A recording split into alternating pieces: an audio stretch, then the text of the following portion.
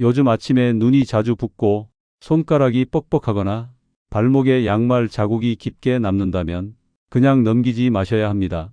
처음엔 더워서 그런가, 좀 피곤해서 그런가 하며 대수롭지 않게 넘기기 쉽습니다. 하지만 제가 오랜 시간 몸 상태를 지켜보며 느낀 건 이런 붓기는 단순한 현상이 아니라 속에서 조용히 무너지고 있는 장기의 신호일 수 있다는 점입니다. 혹시 이 말에 공감되신다면 구독과 좋아요 눌러주세요. 작은 클릭이 더 많은 분들에게 도움을 전하는 힘이 됩니다. 부종이 나타나면 흔히 심장을 떠올리지만 실제로 가장 먼저 무너지는 건 전혀 다른 장기인 경우가 많습니다. 더 큰 문제는 이 장기는 망가져도 뚜렷한 통증 없이 조용히 진행된다는 점입니다. 오늘 영상에서는 그 장기의 역할과 왜 붓기로 신호를 보내는지 또 어떻게 회복해야 하는지를 알려드릴 겁니다. 요즘 몸이 자주 붓거나 예전보다 쉽게 피로해지신다면 지금 꼭 끝까지 보셔야 합니다. 그럼 이제 몸이 보내는 이 작은 신호의 진짜 의미를 함께 알아보겠습니다. 사람들은 몸이 붓는다고 하면 대부분 심장부터 걱정합니다. 심장 기능이 떨어지면 혈액순환이 원활하지 않아서 말초 부위에 붓기가 생길 수 있다는 건 맞는 이야기죠. 하지만 요즘처럼 특별히 큰 질환 없이도 자주 붓는다면 심장보다 먼저 의심해야 할 장기가 따로 있습니다. 그게 바로 신장, 즉 콩팥입니다. 신장은 우리 몸에 노폐물을 걸러주고 수분과 전해질, 특히 칼륨과 나트륨 같은 중요한 미네랄을 정확하게 조절해주는 장기입니다. 이 기능이 무너지면 몸 안에 물이 빠져나가지 못하고 체액이 정체되면서 부종이 시작됩니다. 문제는요, 신장은 기능이 70% 이상 망가질 때까지도 거의 증상이 나타나지 않는다는 점입니다. 그래서 우리는 모르고 지내다가 어느 날 다리가 붓고 손이 퉁퉁해지기 시작한 다음에야 이상함을 느끼죠. 그렇다면 신장이 나빠지면 구체적으로 어떤 증상들이 생길까요? 보통은 이렇게 시작됩니다. 아침에 눈이 잘 붓는다. 손가락이 쉽게 저리고 반지가 잘 안 들어간다. 아무리 잠을 자도 피로감이 풀리지 않는다. 하루 종일 무겁고 다리가 잘 붓는다. 소변색이 탁하거나 거품이 잦다. 특히 60세 이상에서는 노화로 인해 신장 기능이 점차 떨어지는데 이걸 자각하기 어렵기 때문에 붓기를 단서로 잡아내는 것이 무엇보다 중요합니다. 서울대학교 병원 신장내과 자료에 따르면 65세 이상 고령자의 약 30% 이상이 만성 신장기능 저하를 겪고 있음에도 그중 절반은 자신이 콩팥이 나쁘다는 사실조차 모르고 있다고 보고했습니다. 그만큼 신장은 침묵의 장기이자 붓기라는 힌트를 통해서만 그 이상을 예측할 수 있는 중요한 단서입니다. 하버드 의대 역시 고령자의 부종을 단순히 노화로 치부하지 말고 신장 기능 검사를 반드시 병행해야 한다고 권고합니다. 특히 단백뇨, 크레아티닌 수치, 사구체 여과율은 신장 기능 저하를 조기에 발견할 수 있는 핵심 지표인데요. 이 수치가 조용히 변해가는 동안 몸은 이미 수분을 쌓고 있었던 겁니다. 붓기는 단순한 수분 문제가 아닙니다. 이건 신장이 더는 정리를 해주지 못한다는 의미이기도 합니다. 몸속이 물막힘 상태에 들어간 거죠. 그래서 중요한 건 단순한 이뇨제나 소염제 복용이 아니라 신장을 다시 살릴 수 있는 생활 루틴을 시작하는 것입니다. 그럼 신장을 회복시킬 수 있는 첫걸음은 무엇일까요? 많은 분들이 물을 많이 마시면 되지 않나요? 라고 묻습니다. 하지만 여기에도 함정이 있습니다. 신장이 이미 약해진 상태에서 무턱대고 물을 많이 마시면 오히려 수분이 빠져나가지 못하고 몸속에 더 쌓이는 부종으로 이어질 수 있습니다. 중요한 건 얼마나 많이보다 언제 어떻게 마시느냐입니다. 첫째, 물은 한 번에 많이보다 나눠서 자주 마셔야 합니다. 신장이 부담 없이 처리할 수 있도록 한 번에 200ml 이내, 즉 종이컵 정도의 양을 하루 7에서 8회로 나누어 천천히 마시는 게 좋습니다. 특히 아침 공복, 식간, 저녁 이 시간 전에는 노폐물을 씻어내는 데 효과적인 시간대입니다. 둘째, 짠맛을 줄이기보다 염분 밸런스를 먼저 확인하세요. 소금을 줄이는 게 좋다고 해서 무조건 싱겁게만 먹는 식단은 오히려 전해질 불균형을 초래해 신장 기능에 더 나쁜 영향을 줄 수 있습니다. 특히 고령자일수록 나트륨뿐 아니라 칼륨 섭취량도 조절해야 하며 혈압약이나 이뇨제를 복용 중이라면 저염식과 저칼륨식을 균형 있게 조정하는 것이 중요합니다. 셋째, 단백질 섭취는 줄이기보다 질 좋은 단백질 위주로 바꾸세요. 신장이 약해진 분들이 고기를 아예 끊는 경우가 많은데요. 이럴 경우 오히려 근육 손실로 인해 노폐물이 더 축적되기 쉽습니다. 서울 아산병원 자료에 따르면 만성 신장 질환자에게는 식물성 단백질과 적정량의 동물성 단백질이 균형 있게 공급되어야 회복이 가능하다고 밝혔습니다. 특히 콩, 두부, 계란인자 등은 신장을 덜 자극하면서도 필요한 아미노산을 공급하는 데 효과적입니다. 넷째, 신장을 살리는 삼색 식단에 집중하세요. 흰색 무, 콜리플라워, 양배추, 초록색 애호박, 오이, 청경채, 보라색까지 블루베리, 적양파. 이런 세계 식품에는 항산화 성분이 풍부하고 신장에 무리를 주지 않는 저칼륨저인 성분이 많아 하버드 공중보건대학에서도 신장 회복 식단으로 추천하고 있습니다.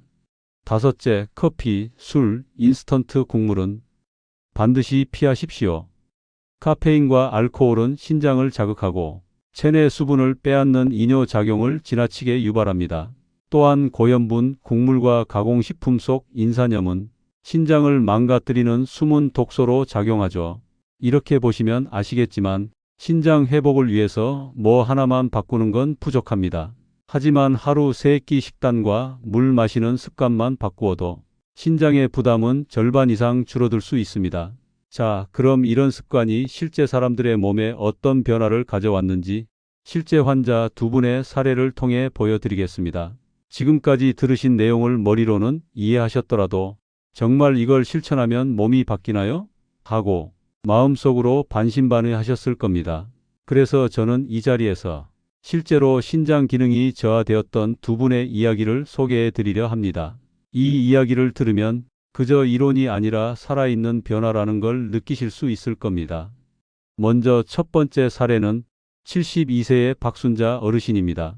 순자 어르신은 처음 저를 찾아오셨을 때 늘 다리가 무겁고 부어서 신발이 잘 안 들어간다고 하셨어요.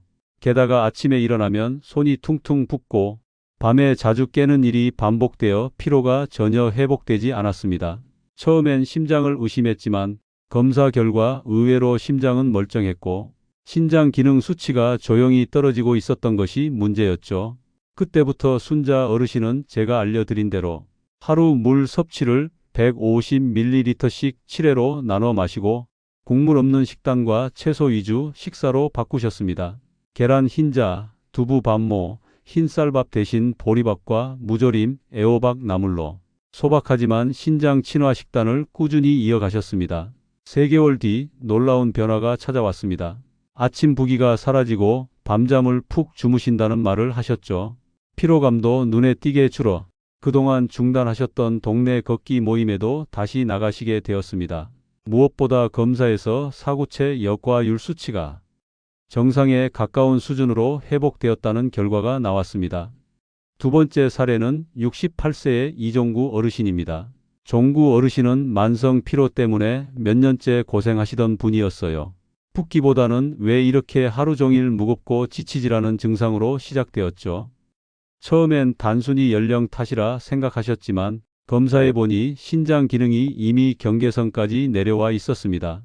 게다가 커피를 하루 4잔 이상 마시고 저염식을 실천한답시고 국물은 자제하셨지만 대신 과일 주스를 많이 드시고 계셨던 것도 문제였습니다. 결국 몸 안의 수분과 전해질 균형이 무너지면서 신장 기능에 더 부담을 준 셈이죠. 종구 어르신은 식단을 다시 설계하셨습니다. 커피를 하루 1잔으로 줄이고 당분 높은 과일 주스를 끄는 대신 블루베리, 삶은 콩, 오이를 중심으로 한 삼색 식단으로 바꾸셨습니다. 그 결과 2개월이 지나고 나서 예전엔 오후만 되면 눈이 반쯤 감겼는데 요즘은 저녁까지 머리가 맑아요. 라는 말씀을 하셨습니다. 이 2사례 모두 공통점이 있죠. 무리한 치료나 약물보다 식사와 물, 즉 생활 속 루틴을 바꾸는 것만으로 신장이 스스로 회복할 수 있는 환경을 만든 것입니다. 사실 우리 몸은 약 없이도 회복할 수 있는 능력을 가지고 있습니다. 다만 그 회복이 일어날 공간과 시간을 만들어주는 게 우리의 역할인 거죠. 신장은 특히 조용히 망가지고 조용히 회복하는 장기입니다. 지금 이 순간 몸이 보내는 붓기라는 신호를 외면하지 않는다면 여러분도 이 두 분처럼 충분히 변화할 수 있습니다. 앞서 두 분의 이야기를 들으셨다면 아실 겁니다. 신장은 약보다 생활에서 회복의 실마리를 찾는 장기라는 것을요. 이제부터는 그 회복을 위한 가장 실질적인 6가지 생활 속 루틴을 지금부터 알려드리겠습니다. 복잡하지 않습니다. 하루하루 실천하다 보면 어느새 몸의 붓기와 피로가 달라지기 시작할 겁니다. 1. 화장실 가고 싶을 때 참는 습관부터 버리세요. 하루에 몇 번이나 소변을 참으시나요? 아, 이따가 가야지. 귀찮으니까 나중에 한꺼번에 가자. 그렇게 넘긴 순간들이 사실은 신장을 천천히 망가뜨리는 시간이었습니다. 신장은 노폐물을 거르고 전해질 균형을 잡아주는 중요한 장기입니다. 그런데 우리가 소변을 참는 행동은 이 노폐물들을 방광에 오래 머무르게 만들고 그 여파는 다시 신장에까지 영향을 주게 됩니다. 마치 쓰레기통을 비우지 않고 계속 쌓아두는 것과 같은 원리죠.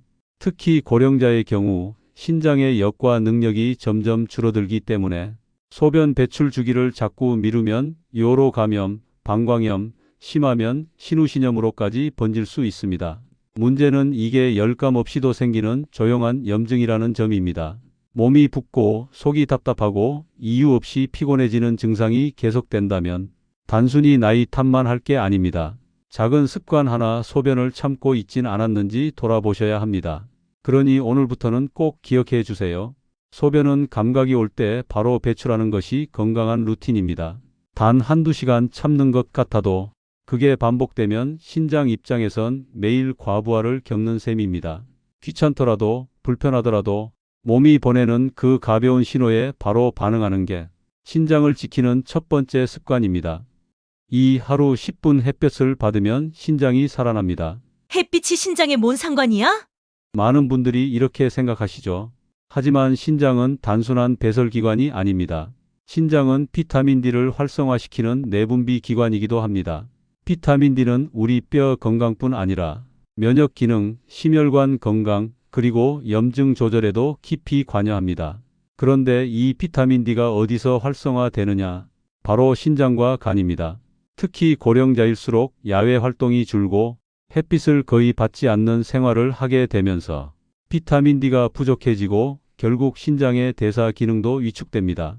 서울대학교 의과대학의 연구에 따르면 노인의 70% 이상이 비타민 D 결핍 상태에 있으며 이들 중 상당수가 신장 기능 저하, 피로감, 근육 소실을 함께 경험하고 있다는 결과도 있습니다.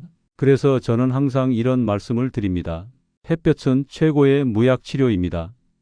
특히 오전 10시에서 낮 12시 사이 단 10분만이라도 손등, 얼굴, 팔뚝을 햇볕에 노출시켜 주세요. 이때 창문 너머 말고 직접 바깥 공기와 함께 받는 햇빛이면 더 좋습니다. 자외선 B가 피부에서 비타민 D 전구체를 만들고 그 물질이 간과 신장을 거쳐 활성형 비타민 D로 전환되며 면역과 대사 회복을 유도합니다. 물론 너무 오래 받으면 안 됩니다. 화상을 입거나 피부 손상이 올 수 있으니 짧고 규칙적으로 매일 반복하는 것이 핵심입니다. 햇볕은 비쌀 것도 어렵게 구할 것도 없습니다. 하지만 그 안에 담긴 회복 에너지는 생각보다 더 강력하고 깊습니다. 3. 잠잘 때 등이 시리다면 신장이 이미 지쳐 있다는 신호입니다. 혹시 요즘 밤에 자려고 누우면 등이 싸늘하게 느껴지시진 않나요? 침대는 따뜻한데 왠지 등 쪽만 서늘하거나 이불 속에 있어도 어딘가 춥다고 느껴지신다면 이건 단순한 체온 문제가 아닙니다. 몸속 깊은 곳에서 신장이 열을 잃고 있다는 신호일 수 있습니다. 한방에서는 신장을 쉬는 수의 근본이라 부릅니다. 즉, 몸속 수분의 흐름을 다스리는 중심이자 생명력의 뿌리로 여깁니다. 이 신장이 차가워지면 기력은 떨어지고 순환은 막히며 면역까지 무너지는 구조입니다. 그 중에서도 등은 신장이 위치한 부위이자 가장 쉽게 체온 저하가 드러나는 곳이기도 합니다. 특히 고령자의 경우 피하 지방과 근육량이 감소하면서 등 부위에서 열이 빠르게 빠져나가는데요. 이걸 그냥 방치하면 새벽에 소변이 잦아지고 심장이 두근거리거나 숙면이 어려워지는 악순환이 시작됩니다. 그래서 가장 좋은 방법은 잠들기 전 등을 따뜻하게 감싸주는 환경을 만드는 것입니다. 방법은 아주 간단합니다. 얇은 담요나 전기 찜질팩을 등 뒤에 살짝 깔고 주무시고요. 이때 너무 뜨겁게 하지 말고 체온보다 약간 높은 정도, 따뜻하다고 느껴질 정도만 유지하시면 됩니다. 또 하나 중요한 팁은 침대 헤드 부분에 따뜻한 공기가 돌 수 있도록 머리맡 방향 창문은 닫고 발 쪽은 살짝 열어놓는 구조로 잡아주면 공기 흐름이 등 부위로 차갑게 몰리는 걸 막을 수 있습니다. 그리고 잠들기 1시간 전 등 부위를 따뜻한 손이나 핫팩으로 살짝 문질러 주는 것만으로도 그날 밤의 컨디션이 완전히 달라집니다. 신장은 조용히 지치고 천천히 망가지는 장기입니다. 그래서 더더욱 사소한 감각에 민감해져야 합니다. 등이 서늘하면 이미 신장은 차가워졌고 신장이 차가워지면 몸 전체가 무기력해지기 시작합니다. 4. 염분은 짠맛보다 모르게 먹는 소금이 더 무섭습니다. 많은 분들이 염분 조절을 말하면 이렇게 반응하십니다. 나는 짜게 안 먹는데요. 국도 안 마시고 간장도 잘 안 찍어요. 김치와 반찬류, 심지어 건강식으로 알려진 샐러드 드레싱까지. 이런 음식들은 건강해 보이지만 그 안에 조미료, 간장, 된장, 정제염이 숨어 있어 신장에 서서히 부담을 줍니다. 신장은 염분과 수분을 함께 조절하는 기관입니다. 몸속 나트륨이 많아지면 신장은 이를 희석하기 위해 더 많은 수분을 붙잡으려 하죠. 그 결과 몸이 잘 붓고 심한 경우 혈압 상승, 단백뇨, 신장 손상으로 이어질 수 있습니다. 그리고 이게 무서운 이유는 소금은 중독성이 있다는 점입니다. 한번 짜게 먹기 시작하면 입맛은 점점 더 자극적인 걸 찾고 그 과정에서 신장은 쉬지 않고 일을 하게 됩니다. 그래서 저는 이렇게 말씀드립니다. 나트륨은 맛이 아니라 습관으로 줄여야 한다. 그럼 어떻게 해야 할까요? 제일 먼저 모든 국물은 절반 이하로 줄이세요. 국은 먹되 숟가락으로 뜨지 말고 건더기 위주로만 섭취하세요. 그리고 포장식품은 나트륨 함량부터 봐보세요. 소스나 드레싱이 포함된 음식은 가능하면 따로 담고 적게 섞는 습관을 들이세요. 또 소금 대신 향신료나 식초로 간을 조절하세요. 특히 마늘, 후추, 깻잎, 생강, 들깨가루 같은 천연 재료는 입맛은 살리면서도 염분 부담을 줄여줍니다. 작은 변화 같지만 이런 습관들이 모이면 신장이 쉬는 시간이 늘어나고 몸의 부종과 피로도 눈에 띄게 줄어듭니다. 오아침 첫 물 한 잔이 신장의 회복을 돕습니다. 하루 중 가장 중요한 물은 언제일까요? 바로 눈을 뜬 직후 공복 상태에서 마시는 첫 물 한 잔입니다. 자는 동안 우리 몸은 수분을 잃고 혈액은 진해지고 신장은 농축된 노폐물과 싸우게 되는데요. 이때 따뜻한 물 한 잔은 신장에 작은 휴식을 주는 효과를 냅니다.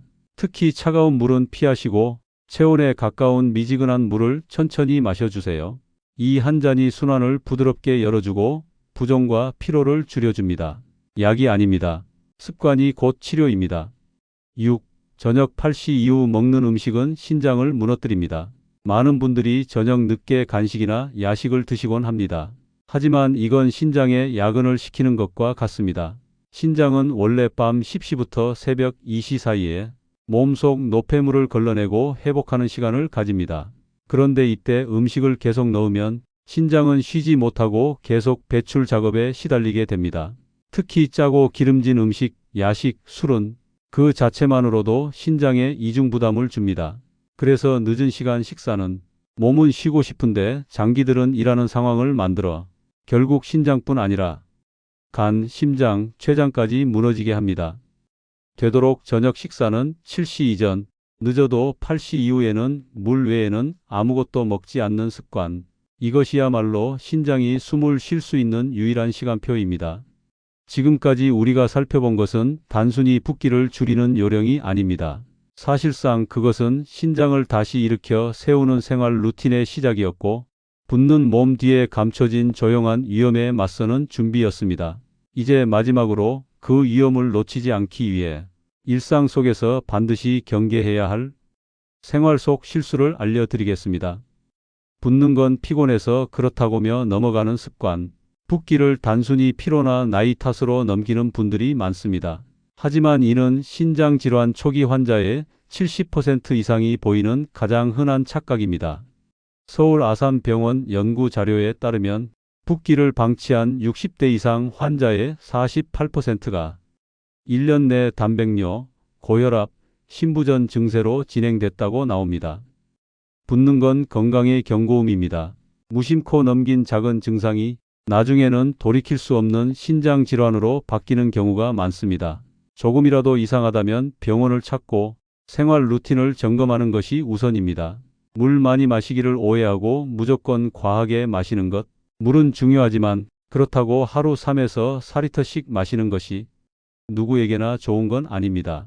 특히 신장 기능이 약한 분, 심장이 좋지 않은 분, 고령자의 경우 과도한 수분은 오히려 신장 부담, 폐부종, 전해질 불균형으로 이어질 수 있습니다. 중요한 건 양보다 타이밍입니다. 적절한 온도, 일정한 시간 간격, 천천히 마시는 습관이 신장이 흡수할 수 있는 방식입니다. 항상 내 몸이 감당할 수 있는 수분량을 인식하며 섭취하세요. 건강보조제만 믿고 식습관을 방치하는 것. 요즘 시중엔 신장 건강, 부기 제거를 내세운 각종 건강식품이 넘쳐납니다.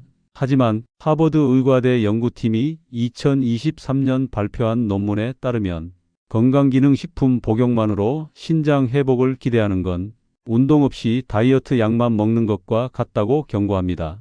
즉, 보조제는 보조일 뿐 기본이 무너지면 아무 소용이 없다는 뜻입니다. 가장 강력한 치료제는 아침 첫 물, 저녁 식사 시간, 염분 줄이기, 발 마사지 같은 소박하지만 매일 반복되는 루틴입니다. 지금 붓고 있는 그 다리는 단지 물이 고여 있는 게 아니라 몸속 장기 하나가 고통을 호소하고 있는 신호입니다. 그리고 그 장기의 이름은 심장이 아니라 바로 신장입니다. 지금 당신의 몸이 조용히 무너지고 있다는 걸 우리는 매일 작은 신호로 느끼고 있었는지도 모릅니다. 붓는 손등, 무거운 발목, 늘어난 피로감. 그건 단순한 노화가 아니라 우리 몸속 신장이라는 장기가 그만 좀 도와달라고 속삭이는 소리였던 겁니다. 하지만 늦지 않았습니다. 신장은 회복력이 가장 뛰어난 장기로 알려져 있습니다. 지금부터라도 우리가 생활 습관을 바꾸면 그 어떤 치료제보다 빠르게 반응하고 다시 일어섭니다. 지금 이 영상을 보고 있는 여러분, 혹시 손발이 붓고 피곤함이 쉽게 사라지지 않나요? 그렇다면 오늘 당장 단 한 가지만 바꿔보세요.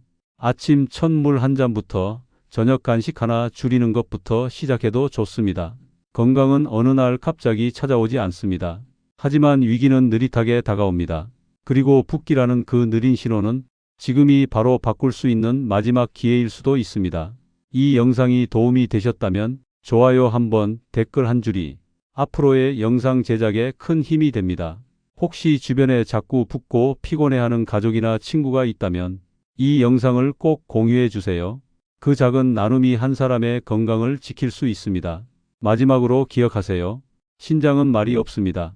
대신 몸이 붓습니다. 그리고 그때가 우리가 먼저 말을 걸어야 할 시간입니다. 오늘도 건강한 하루 보내시고 다음 영상에서 더 깊은 건강 이야기로 찾아뵙겠습니다. 감사합니다.